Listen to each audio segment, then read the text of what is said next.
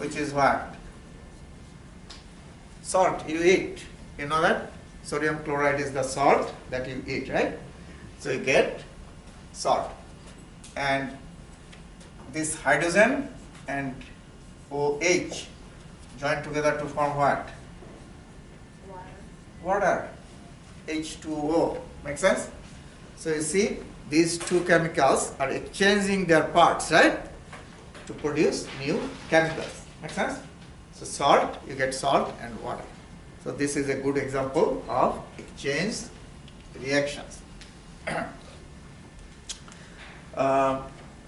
So those are common types of chemical reactions that occur in the body.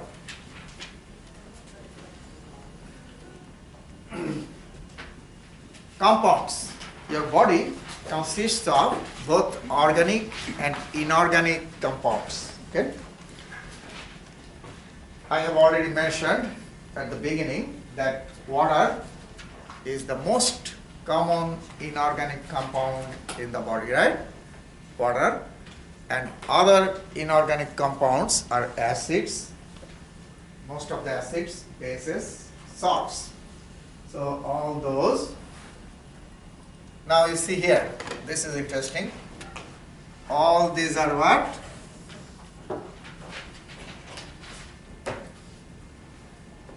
So in this reaction we got all important inorganic compounds, right? We got acid, we got base, we got water, right? That's the most common, and we got salt. So these are the inorganic chemicals or compounds. Organic compounds include carbohydrates, fats, right? Proteins, and nucleic acids. So those are the organic. In organic compounds, you will see plenty of carbon. If you see the chemical formula of an organic compound, you will often see carbon atoms like this. The structure, you'll see other things, but many carbon you will see in the chemical structure. So, organic compounds have many carbon atoms, and covalently bonded. You just saw that. I have used the lines, right? I have used the lines, and I mentioned that that is covalent bond, right? How many pairs of electrons are being shared? You use that many lines, right? So that's the organic.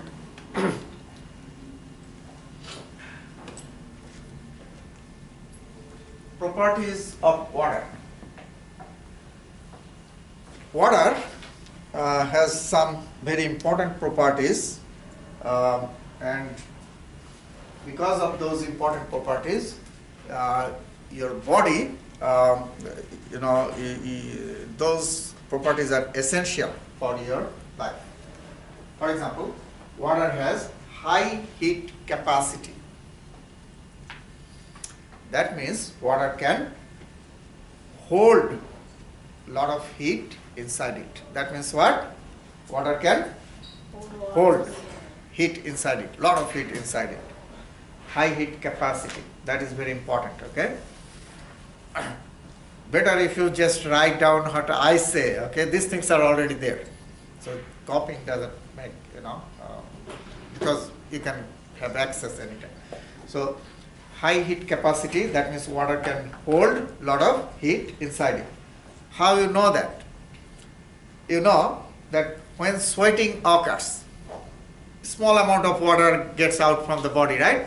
But that small amount of water that leaves the body can take a lot of heat out with it, because water can hold a lot of heat inside it. Is it clear?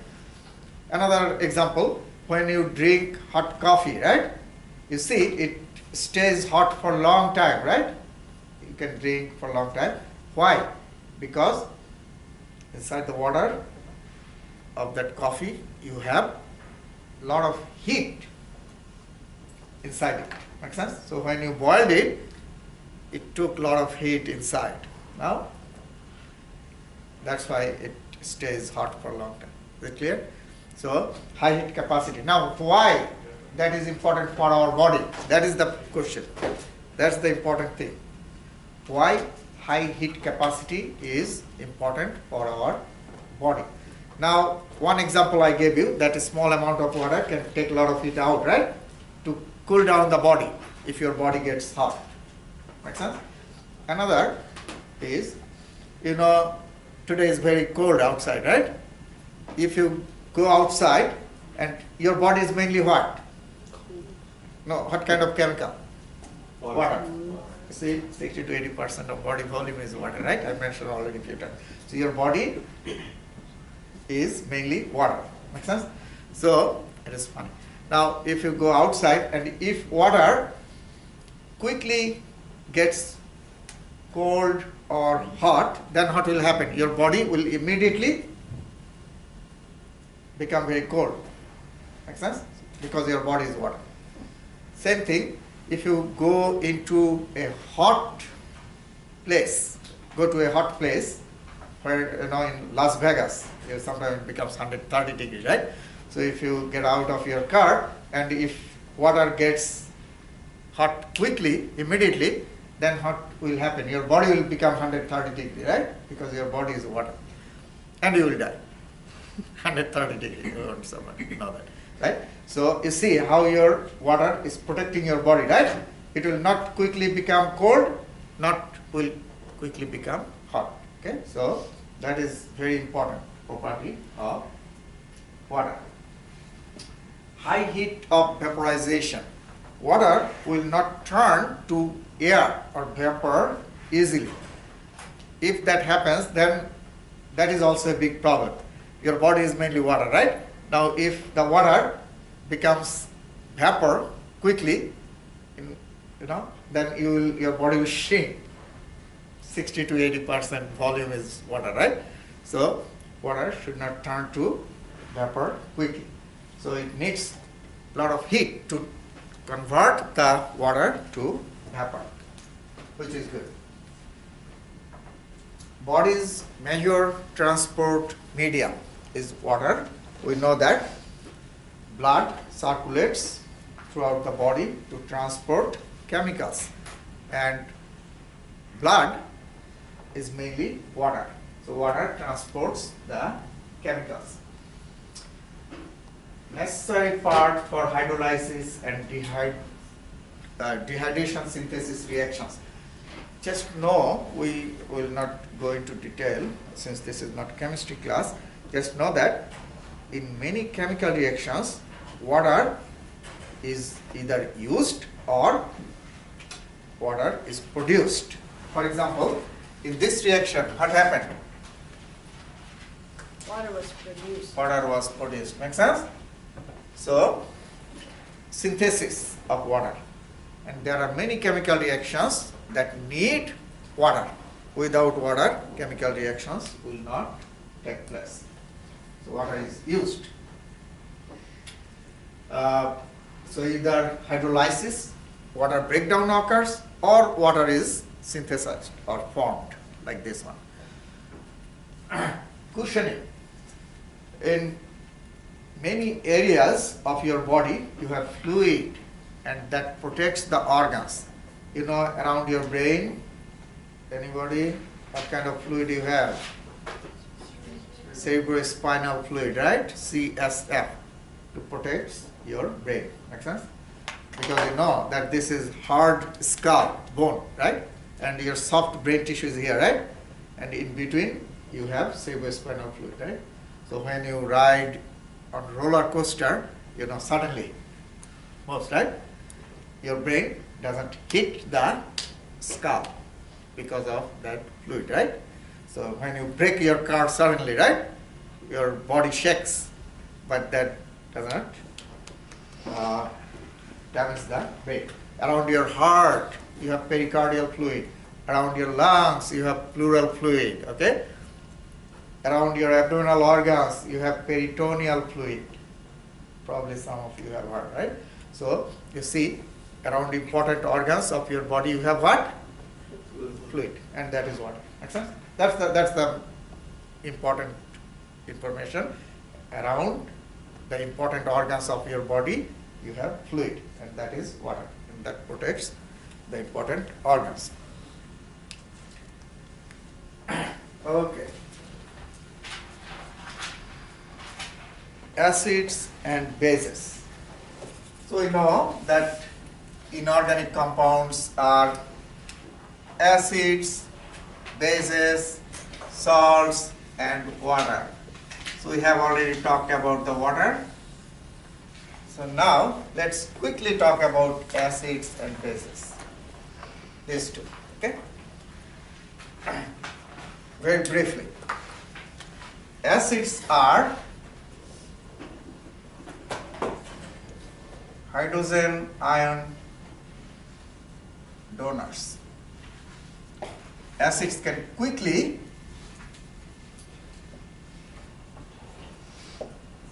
release hydrogen ion. Quickly release hydrogen ion. This is an acid, hydrochloric acid. Why this is an acid? Because it can quickly release hydrogen.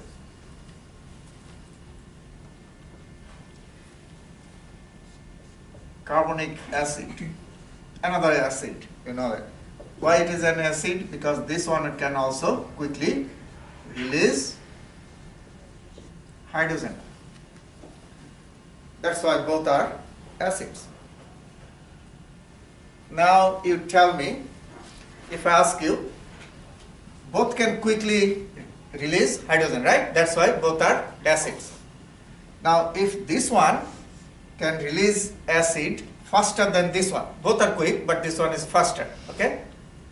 So in 1 unit of time, you will get more hydrogen from this one, make sense? Because this one releases faster.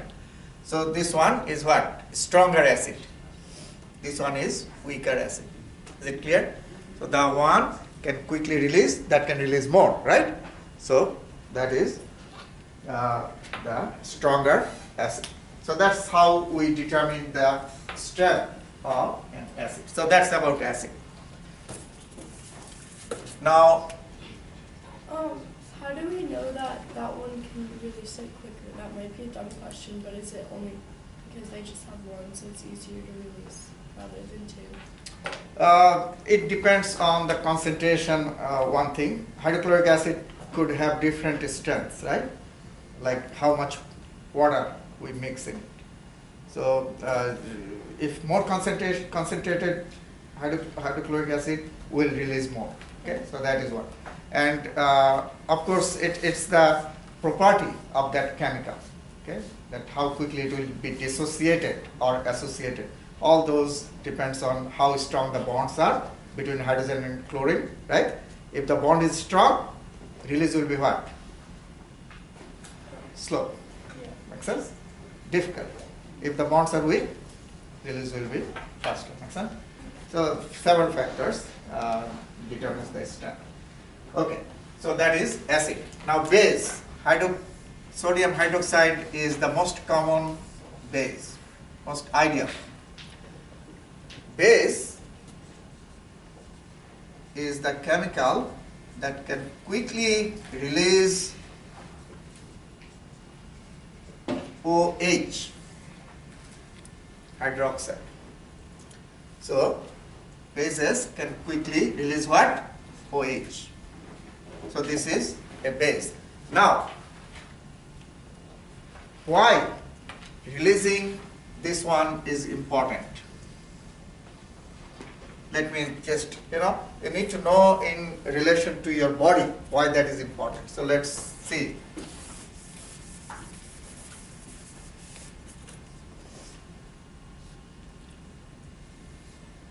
If in your body hydrogen ion concentration increases, I mentioned in last class, what will happen in pH? Anybody? I told you this reaction is important. pH will go up or down? Down. Very good. And that will cause what? acidic, right? Acidosis. Low pH means going towards acidic. This reaction is very important, right? So more hydrogen means lower pH, and lower pH means acidic. Okay? If this happens in your body, is it good? No. Okay? So your body has sodium hydroxide, right? In the body fluid, we have sodium hydroxide. So in this case, hydrogen ion concentration has increased. So what this sodium hydroxide, this base will do, will quickly release OH. Make sense? And this OH will bind with this to form what? Water. H2O. This is positive, this is negative, right? So they will join to form what? Water. Make sense? Water is good for the body, right? So you see that sodium hydroxide, by releasing OH, removing hydrogen ion, excess hydrogen ion, that caused acidosis. Does it make sense? So we'll produce neutral water, which is good, right? So you see that's how sodium hydroxide or bases work and why they are important. Okay. Neutral pH is 7.0. That is water that I have just mentioned. And if it goes above 7, alkaline or bases, below 7, acidic, right? So pH low means acidic, below 7, and above 7 is base or alkaline. Make sense? Okay.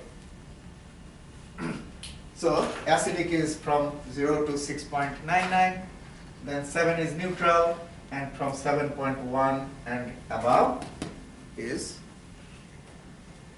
alkaline. Above 7, anything. So this is called pH scale, and we see different household materials and their pH. So coffee is below 7 pH, so acid is wine, lemon juice, right? Hydrochloric acid. As you go down, it becomes stronger acid, more acidic. As you go up 7, more alkaline. Make sense? Okay, so let's see.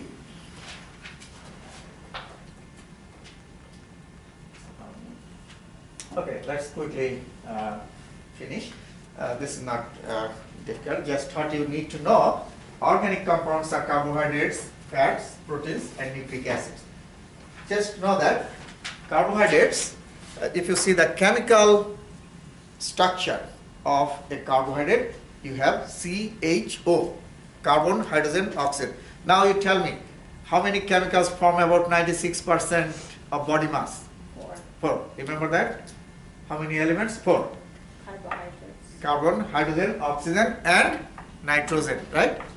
So 3 of them form carbohydrates. And carbohydrates are classified into 3 types: monosaccharides, disaccharides, and polysaccharides. Monosaccharides are the simplest and smallest, glucose. Disaccharides are 2 glucose molecules joined together to form di. And polysaccharides are the most complex form, like starch and glycogen that I showed you. Glucose joined to form glycogen. Several glucose molecules joined to form glycogen. So that is the example of polysaccharide. So that is carbohydrates. Now lipids. If you see the chemical formula of a lipid, you will again see CHO, but in this case, sometimes we see P. Okay? So phosphorus. Sometimes, but most of the cases, again, CHO. So you see those 3 are there among those 4. Main types of lipids are triglycerides, which are also known as neutral fats, phospholipids, steroid. Okay. just you can write down triglycerides are present mostly in the blood. Phospholipids are mostly present in the cell membrane. Cell membranes are phospholipid bilayer. So in the cell membrane, and steroids in the hormones. So those are common lipids in the body. Another way we separate, or we classify the lipids, saturated and unsaturated. Saturated are not good for your health. Unsaturated are not harmful. Okay? Saturated mostly come from animal source. Come from what? Animal source. And unsaturated mostly come from plant source. Saturated, why we say saturated, just write it down. Why we say saturated? Because saturated fatty acids or fats are filled with hydrogen. Saturated with hydrogen. That's why we say saturated. Unsaturated has reduced amount of hydrogen. That's why we say unsaturated. You see here, reduced number of hydrogen. That means not heavily filled. And saturated are heavily filled with hydrogen. So, those are few differences. So, which one is good for your health, which one is bad? Saturated are bad, right? You should not eat too much saturated fat. Why they are bad? Because you know that saturated fat has a tendency to accumulate inside the artery. Make sense? And make the artery narrow, or can even block the artery. Make sense? So if you keep eating, that can eventually block the artery. And is that good or bad? Bad, right? If it blocks your coronary artery, dangerous, right? So saturated fatty acids are your enemy. Proteins. If you see the chemical formula of a protein, again you have CHO, but in this case you must have what? Nitrogen. And must have nitrogen in protein. Make sense? So you see, in all three you have CHO, right? Carbohydrates only CHO, lipids CHO, most of the cases, sometimes P, and proteins must have CHO and N nitrogen. Okay, so that's the difference. Clear? Okay. Proteins are formed by what? You remember that? Amino acids, right? Joined together by peptide bonds. Few minutes ago I mentioned, right? To form protein chain, amino acid chain. So, if you break the protein molecule, you'll get the amino acids. And amino acids join together to form the protein molecules. In human body, we need 20 different amino acids. How many? How many? We need 20. Out of those, 10 amino acids you get from the food, exactly as you need in your body. Make sense? So those are essential amino acids you need to get from the food.